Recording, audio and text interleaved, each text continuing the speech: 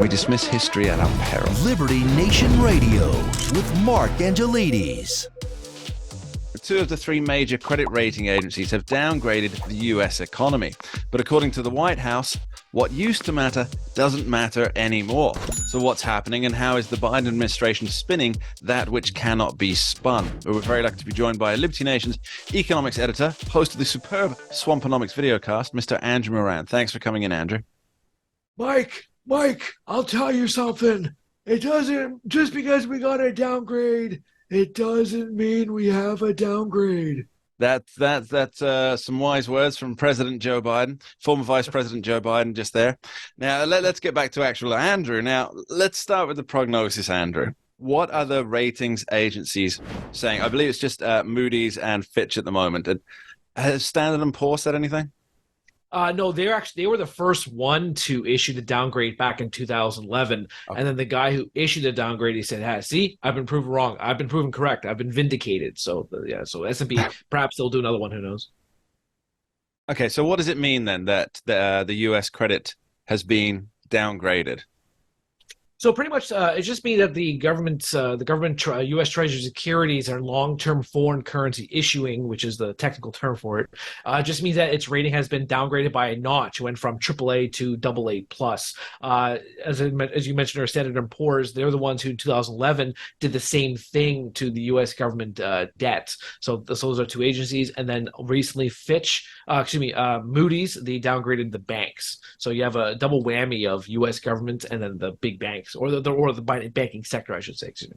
So, I'm a bit of an economics idiot, but a downgrading means that on the world stage, the strength of the various sectors, so here the U.S. government and the banking sector, these outside agencies are saying they're not as good as they used to be. That's what a downgrading means, or they don't have as much confidence in the ability of them performing their functions as they used to. Is that about right? Yeah, I think that's a great summary of it. So let's look at what they said. So Fitch said when it comes to the U.S. government that its fiscal deterioration is problematic. Its general government debt burdens are escalating. Governance is an issue. And then you look at a Moody's downgrade, they're worried also about how these small and mid-sized banks can handle a rising rate environment. There's too much debt, and then you have too much exposure to the commercial real estate market. So those are the issues that are affecting both the government and the banks. And how does such a downgrade affect the economy? How does that affect American citizens, just regular folks? Yeah, so I wrote that in Liberty Nation. When it comes to the government downgrade, it's not going to really impact people very much. I mean, the reason why people are not panicking as much while the financial markets didn't continue its sell-off was because it's not going to really matter. The U.S. Treasury market is highly the sell-off's happening. It's just not getting any worse, right? Well, the sell-off happened. Well, the sell-off happened for a couple of reasons. I mean, do you want to go into the stock market and what? Let's go back to the original one. Okay. Yeah. So the reason why it doesn't matter much is because the U.S. Treasury market is highly liquid. There's growing demand all over the world for it. That's why Treasury Secretary, she was upset, but she tried assuring everyone that it doesn't really matter because everyone's scooping up treasuries. Why do you think the U.S. Treasury Department issued $1 trillion in the third quarter, or why they're issuing another $800 billion in the fourth quarter? So people buy into it. People believe in the U.S. government and they believe in the U.S. bonds. Just not quite as much as they did a couple of weeks ago. So the White House tried to blame all this on Donald Trump, as you coined the phrase. It's the Trump downgrade. Just to reiterate what the White House has been saying. But you mentioned one of the things that I think it was Fitch has said, that they were concerned about governance. Now, Donald Trump's no longer president. So the governance they're talking about is not from 2016 to 2020 or beginning of 2021. It's the governance that's taking place now, right?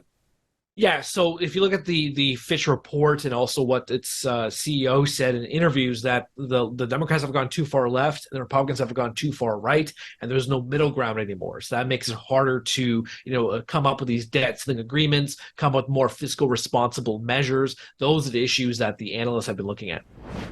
Okay, so how fair is it of the Biden administration to call this the Trump downgrade? It's absurd to blame President Trump. He hasn't been in office in 3 years now. I mean, yes, I completely agree that he added to the fiscal mess too, but even before the pandemic by running these growing the deficits and adding to the national debt. But to blame it on Trump is absurd because the Biden administration, if you look at the 12-month rolling deficit as just an example, it's north of already $2 trillion. That Fiscal Responsibility Act or the debt ceiling agreement, that's going to add about $5 trillion to national debt by the time that the agreement is up in January 2025. So it's mind-numbing to me how you can blame a guy who hasn't been in office for a while as opposed to just taking responsibility and saying, yeah, okay, we spent too much. But of course, no one will ever admit to that we spent too much when you're holding office. Well, you got to keep spending. You got to do whatever it takes to achieve whatever goal it happens to be.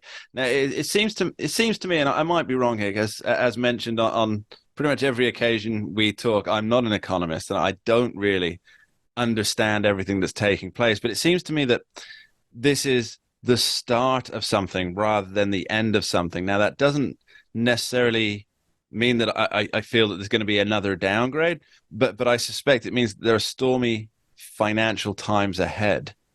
What's your take? Oh, yeah, of course. Yeah. I mean, you look at all the numbers in both the public sector and the private sector. You have, we talked offline briefly about the credit card debt hitting $1 trillion. You have annual interest payments that are $1 trillion.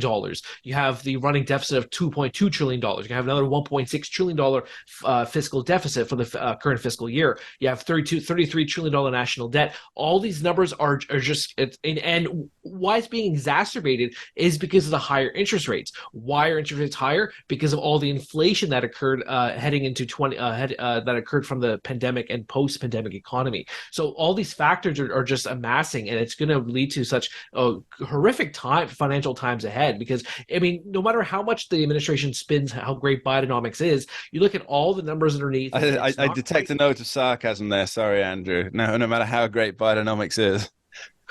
Well, that's what they say. I mean, that's what Vice President Kamala Harris, she cackles and says, "Oh, Bidenomics is working. Bidenomics is working," but it's not. I monitor this data all the time. Manufacturing is in a recession. Consumption levels are easing. Pandemic era savings from low and middle income households have been completely exhausted. So, I mean, really, the only thing that's propping up this economy, what it seems anyway, is government spending, because all this CHIPS Act, Inflation Reduction Act, the bipartisan infrastructure law, well, bipartisan, I don't know if you can call that bipartisan, but anyway, all that money is just funneling are subsidizing many sectors of the economy, from manufacturing to this whole green energy push, healthcare, social assistance. And I've written previously, I talked about it on my Swamponomics TV, is that the government has been one of the biggest job creators this year, adding about 380,000 jobs since January. Isn't that a bit of a dangerous situation, though, for the government to be the number one job creator? Is essentially creating a giant behemoth that you have to keep funding it, otherwise real people lose their jobs, not just the DC swamp dwellers, but actual people lose their jobs. I'm reminded of the British National Health Service, where somebody quipped a few decades ago that the NHS was in danger of becoming a health service with a government attached to it. And I think we're approaching that now, as 50% of government spending is NHS related. Isn't the US in danger of becoming that particular beast? An employer with a country attached? Yeah, absolutely. And then, let's use the green energy push as an example of this. A lot of these factories that are being constructed all over the United States, a lot of it is billions of dollars of it is subsidized by the federal and state governments, and which results in taxpayers having to spend millions of dollars per green energy job. What happens when the government shuts off the tap, or if the government ever shuts off the tap? Will these plants just shut down? Will they relocate? Are they going to fire workers? So you do have unintended consequences of that. But that's a question for the politicians who are trying to get elected in that cycle. Andrew Moran, thanks ever so much for joining us. Thank you for having me. We dismiss history at our peril. Liberty Nation Radio with Mark Angelides. Don't get caught up in the media madness.